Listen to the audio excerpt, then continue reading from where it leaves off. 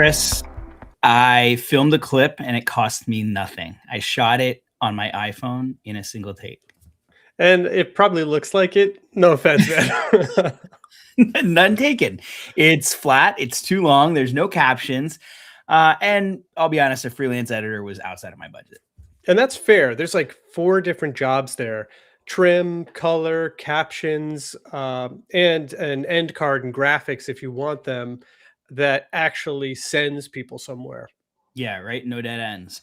So today we're not paying. We're going to give the raw clip that I filmed to Claude. Claude, you say? Claude's the That's what you chatbot. say. It doesn't have like the normal video editing tools like a timeline. It doesn't have a preview video or a preview window. How does it edit video, man? Yeah, I mean, it is not a non-linear editor that we're all accustomed to, and that's the show. And we're gonna keep score along the way. We're gonna give it 4 tasks all at once, very simple prompt, and then we'll judge it, pass or fail, live. If it works, maybe you never pay for a social edit again. Yeah, and if it chokes, you'll get to see it choke in real time. Yeah, then either way, every prompt we use goes in the free doc that we'll link. I'm gonna be honest with you. I'm not. I said that planning to put prompts in there. I don't really have prompts today because it's a really basic description, and you'll see that. I'm Jesse. And I'm Chris. This is the Shift AI show presented by Aweber.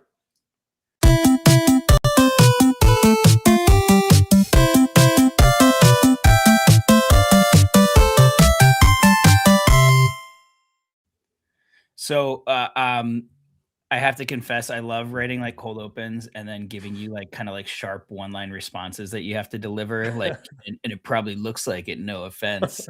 I'm always like waiting to see like if you're like you feel bad reading it or if you're just like, I'm into this. You know, No, I'm like a robot when it comes to that. It's like, okay, you just tell me what to say, and you're getting it back. Do you know? I'm Ron Burgundy. Read whatever I prompt you, huh?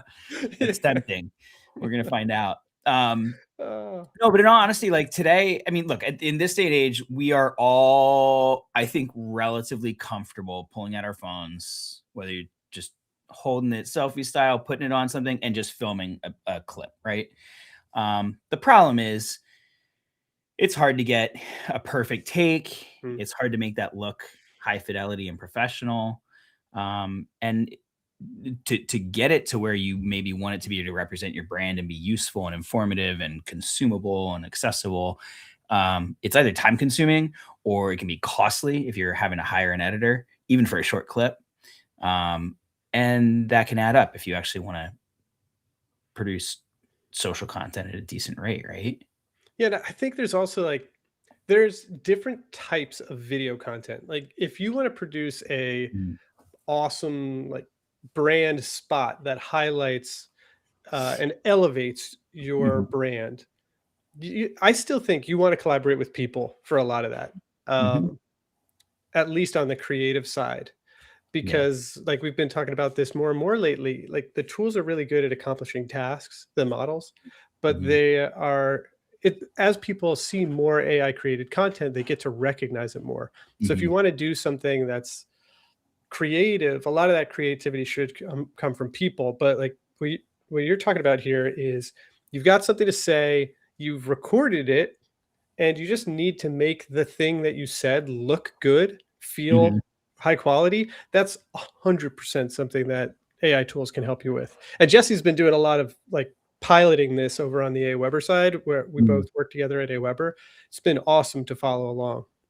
Yeah, and this has been a bit of a topic both internally and externally. I know you and I got to interview a guest that's going to be on the show in an upcoming episode, and he was talking about using Claude to edit video. We're like, oh, we were just talking about this too. Internally, I know that I had spent. I mean, I think I am a video editor by background. So it didn't take a lot of time, but I cut together this little video using a few different source footages, a voiceover file, a music bed, like a B-roll file, and I had a script that like very explicitly laid out like what happens in each scene.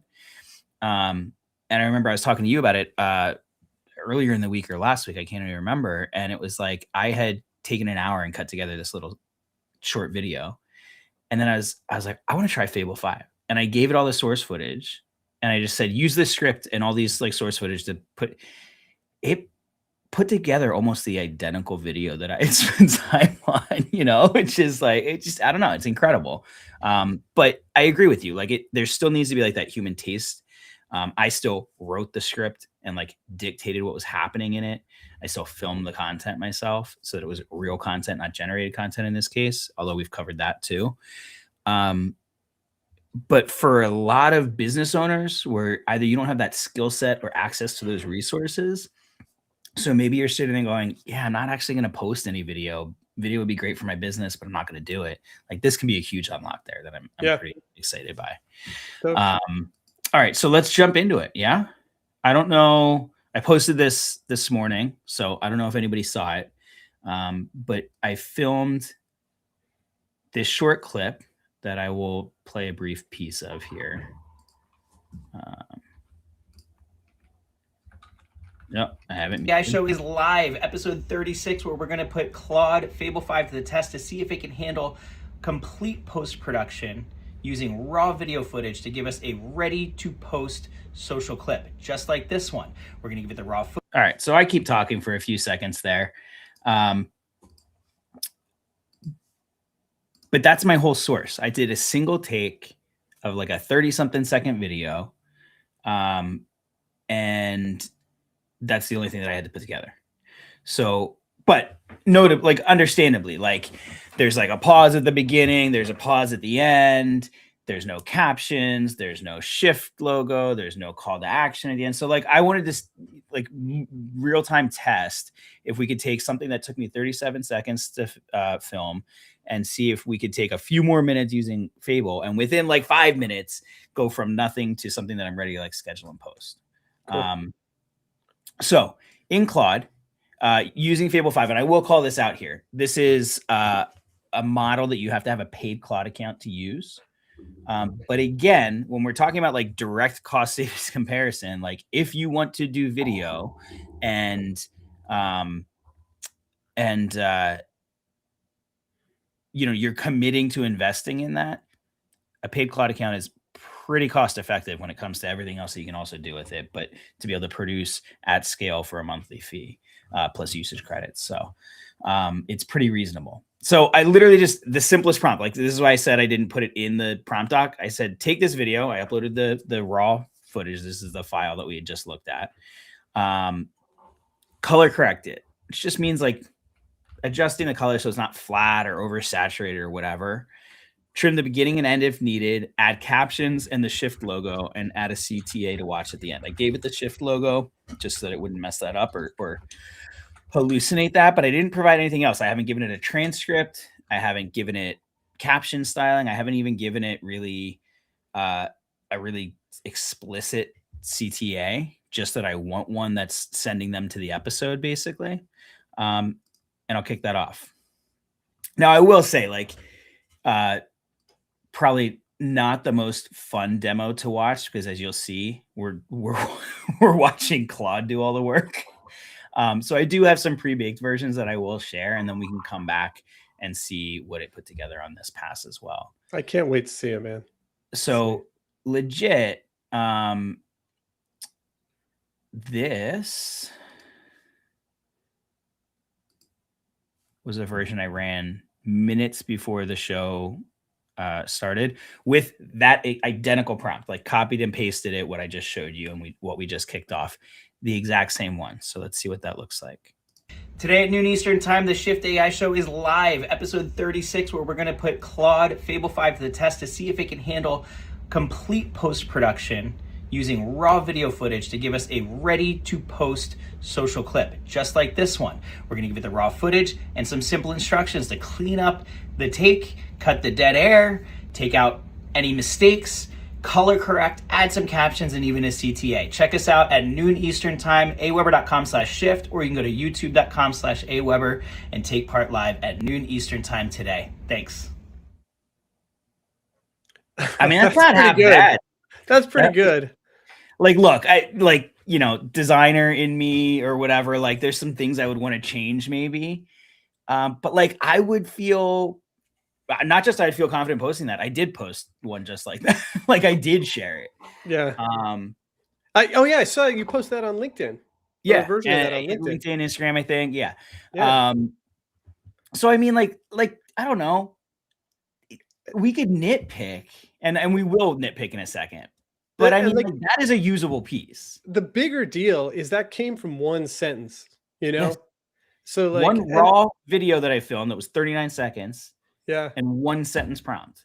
And like we say this every show basically is like, if you give it a generic ask, you're going to get a generic response. Yeah. So if you wanted to give it direction on like the typography to use for the captions, or text animation to use on captions, or the type of like color correction to do, like make it look like this style of video, you could give it all that direction. We just didn't, and you got something that was usable but a generic output, still really good. But any aesthetic problem you have with that likely could have been fixed by just a more detailed prompt. Yeah. Well, I mean, yes, just to reiterate that lesson, like there's a funny slight change in the version that I posted that I did last night, which I will show you here. You'll notice at the start, I'm a little bit cut off. The Shift AI show is live, episode 36, where we're going to put Claude Fable 5 to the test to see if it can handle complete post-production using. So very similar version. I'm going to be honest, I kind of like the CTA on this one better because it did this like overlay. Oh, that's cool. Right? Didn't tell it to, but it was a pretty cool choice, I thought, where it like it's not totally opaque, so you can kind of still see the video through it, and it has that nice clear CTA where to go and when. But in that prompt, I had said, I gave it a slightly different sentence last night where I said, trim the beginning and the end. What I said today was trim the beginning and end if needed. And it's such a silly little thing, but it explicitly did what I wanted last night. The problem was the beginning didn't need to be trimmed. So it actually trimmed a bit off and cut me off. For sure. So like, again, yes, it is going to be very little. Like it is pretty impressive, some of the decisions that it can make in those gaps in direction. Like we talk about so often, sometimes it's fun to give it AI a vague description because its decision-making is kind of informative sometimes. It can also be like wildly literal, where it's like, all right, he said to trim the beginning, instead of it going, but it doesn't need it. Like, I have a couple questions for you. In that prompt actually produced a better result in the version today. That's cool. So a couple questions for you. Are you just in Claude Web doing this in your browser? Oh, nice. Yeah. Awesome. You can do it in Claude Web using Fable 5 as the model. Like I said, it does need to be a paid Claude account, but it does not need to be desktop.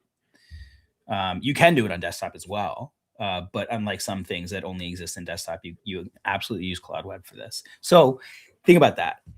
You can be sitting anywhere with your iPhone and you can film this piece, upload it to Claude and ask Fable 5 to make the changes and then go and post it. And like in minutes from your phone and nothing else, you could have social content that's going out that still has like that brand fidelity that you want. Yeah, I love it. But I will say, like, it's not flawless. The version last night, it took me quite literally to trim the beginning. The captions were like just slightly out of sync. And I don't know if you guys saw that in this version. And it's not, a lag in the stream here. Show is live, episode 36, where we're going to put Claude Fable 5 to the test to see if it can handle complete post-production using. But like legitimately, the captions are like a full second behind. Like, that's annoying to me. It got it right today. It nailed it. I can't really judge the color correction because I'll be honest with you. Like I shot it with my iPhone, like decent lighting. Probably shouldn't have. Like I probably should have shot it with like terrible lighting just to see what it did. And I realized that later. But maybe we'll play with that afterwards. Like to say what I would love to see it kind of put to the test a little more. Like, could you say what would the result be if you were like, make this sepia toned, Mhm. make this video sepia tone like Yeah, an yeah, old or movie. like, yeah, I mean, 100%, I think those would be fun things to test. But otherwise, like, um, and this is like a pretty simple example. Like I said the other day, I gave it a script that had both voiceover and on camera. I gave it a voiceover audio file. I gave it a footage with audio in it, but the audio was not as quality as the other audio file. Like I used a nice microphone Yeah, versus the camera's microphone. So it actually aligned those two to the audio, and then used the better sounding audio file. It matched it to the direction in the script. It added in B-roll that was actually like, this was a video where it's like a build of a website, and the B-roll is like the laptop with the B-roll building. It actually yeah, matched the right parts in that B-roll nice. without any timestamp instruction. Like it watched it, understood what was happening in it, and knew where to place it. That's Um, really cool. you can do like much more complex. I know we talked about this a while ago. One of the product managers at Claude posted a video about when they were announcing Fable 5. He used Fable 5 to edit the announcement video. Am I getting that right? Yes, yeah. When they did their product release, he did something very similar to what you're describing. Like he took a bunch of videos of himself Yeah. saying the vocals for the product release video. He also took a bunch of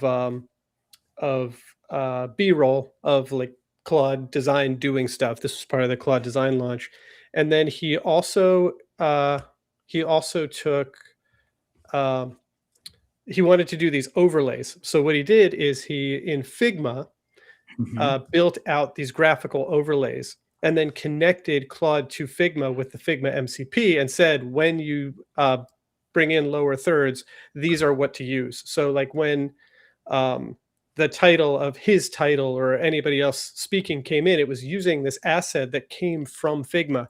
And the coolest part about that is the design team at Anthropic was able to collaborate on the way that that should look because it was in Figma, and he could have Claude go back and look at it as it updated. So we got a really a question that I think would be helpful to jump back into the Claude session that you just kicked off at the beginning here.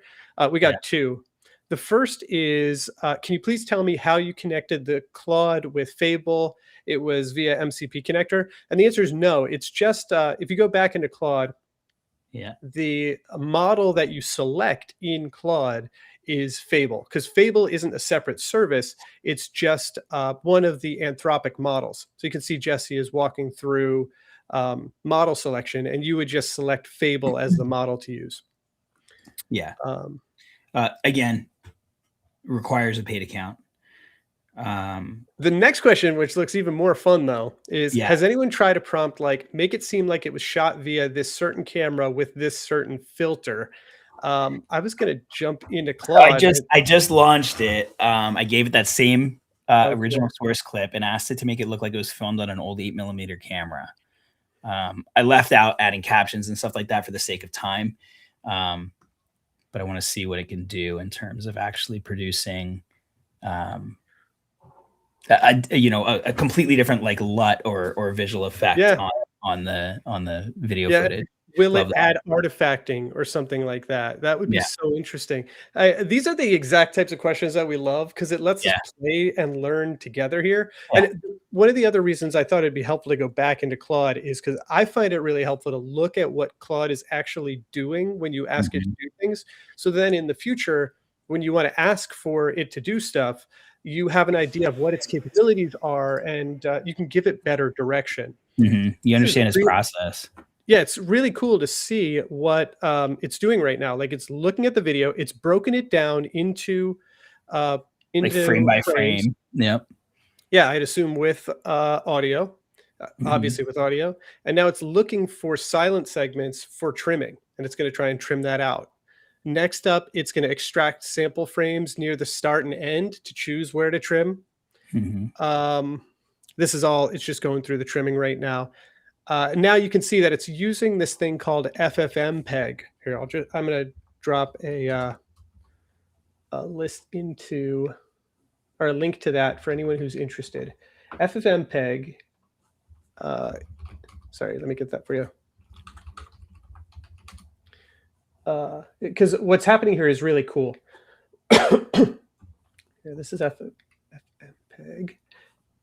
What FFmpeg is it is an open source library for working with audio and video in code. So what it's doing is, you can't see that this is happening, but it's actually writing code in the background to do the specific thing that we asked it to do. Like, it's writing code that is going to execute using FFmpeg to do the video edits that we want, which, when you think about that, is like mind-blowing. So these models, oftentimes you'll hear people say that they're just like predict the next word machines. That's the way LLMs work. And at its core, that is like an oversimplification, but it's right.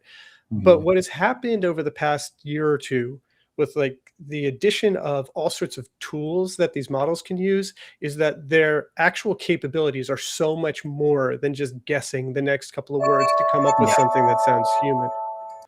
They are that's a solid doorbell, man. You got to figure out how to mute that during the show. That was the loudest Kids are doorbell going back I to school soon.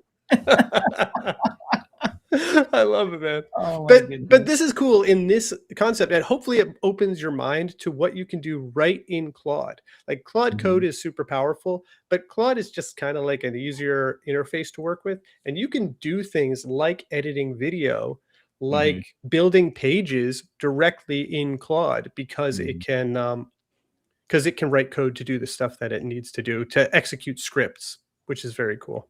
Right. And it was somebody, James called out earlier, like one of the first only mistakes that he saw in the first video was that when I said raw video footage, it put raw iPhone footage. And that's where, like, if I'm not like super clear and maybe it tries to fill that, like you said, predict the next word, it tries to fill in that blank or whatever. Like, look, you can, and here's the thing, that's maybe like an inconsequential like flub, but there might be like mistakes, like the first one I showed you from last night where I accidentally told it explicitly to trim the beginning and it cut me off. Like, that's annoying. I want to change that. And as you're seeing, like, this is not a 30-second process. Now, I mean, it's still crazy fast when you consider what it's doing, but I don't want to have to re-render, and that can also become costly because you're using like their latest model. Not like actually costly, but I mean, like, you're incurring your token limit. Yeah. So like, you know, if you want to be super tight about it, it's like you could produce the transcript, correct the transcript manually, and then give it the transcript with the video so that it doesn't make those mistakes and things like that. You can give it like a little bit more very specific direction. But it is insane that, like, for something that if I'm just like, you know, if I want to start producing more social content on a daily basis or something like that, but I want to be able to do it as my life allows, the fact that I can still produce quality stuff is pretty wild. And like you said, it's literally writing the code. And if you think about it, if you've ever used like a nonlinear editor, like a software version like Premiere or iMovie or anything like that, that's just all pre-packaged code to do all the same stuff. It just has all of those effects and edits and abilities like pre-programmed, and then it's applying them as you direct it to. In this case, it's like writing that code on the fly to you know, to accomplish the same thing. Yeah. All right. Let's see. Let's see. Let's see. And just while you're loading that up, we got another good question. Oops, I highlighted myself. I didn't mean to do that. From Tiffany, can it speed up video to 1.1? I use that a lot in CapCut, and I have not tried this, but I am almost 100% positive it can, because I know FFmpeg, the library it was using for video and audio editing, has the capability to change the tempo of a video. So I bet money on the fact that it can do that, and probably gives you more flexibility than something like CapCut alone. Or maybe not more flexibility, but it can do it automatically. So you could probably ask for things like, I want the intro to be at normal speed, but once you get past the intro, speed things up to 1.1. Really cool. I was just going to say the same thing. We're like most of those editors will simplify some of the available options because it's all like Yeah. pre-packaged. With this, you could be like, yeah, exactly that. For the first 30 seconds, I want this, then I want it to naturally wind it, like I would be shocked if it couldn't do that. All right. You ready? Let's see it. Here we go. Today at noon Eastern Time, the Shift AI show is live, episode 36, where we're going to put Claude Fable 5 to the test to see if it can handle complete post-production using raw video footage to give us a ready-to-post social clip, just like this one. We're going to give it the raw footage and some simple instructions to clean up the take, cut the dead air, take out any mistakes, color correct, add some captions, and even a CTA. Check us out at noon Eastern Time, aweber.com/shift, or you can go to youtube.com/aweber and take part live at noon Eastern Time today. Thanks. Yeah, I mean, like, look, that's pretty solid. I'm not saying that's like, Hollywood level, post effects or whatever. But man, but it's got that desaturated, that low frame rate flicker going on. And also, like, again, that was one sentence. And so there's this technique for doing image creation and editing where like you write your main prompt and then you just add a bunch of descriptors in like a comma separated list. So if I wanted like to make an old style illustration, I might say retro cartoon, comma, rubber hose, which is the animation style, comma, sepia, comma, whatever the things are. Like if you were to add some things to the end of this around your 8mm thing, like Super 8, 80s or whatever time period, 80s or 90s, and just add a couple additional descriptors, I'll bet you would get an even better version than this. And this, in my opinion, is freaking awesome from a one sentence prompt. Like if you spend a little time, wildly basic prompt in just a couple of minutes. Yeah. And I'll say this too, like as an editor, if I were to build that effect using like a layered existing effects, like it would have taken more time than that anyway to get it look just right, to add, like Amanda called out, that slight shake movement, the camera, the frame rate flicker, the low saturation, the slightly lower resolution, like all that stuff, you know. So it's pretty wild. I know we say this a lot with a lot of the demos, but like I really hope some of y'all try this. Any of you out there who have a camera or a phone and paid Claude account with access to Fable 5, I would love to see what y'all make, because like we've already, like the suggestions in chat are like so much more interesting in terms of pushing the envelope than what we first demoed. And I would love to see how y'all kind of like push its boundaries or stress test what it can do.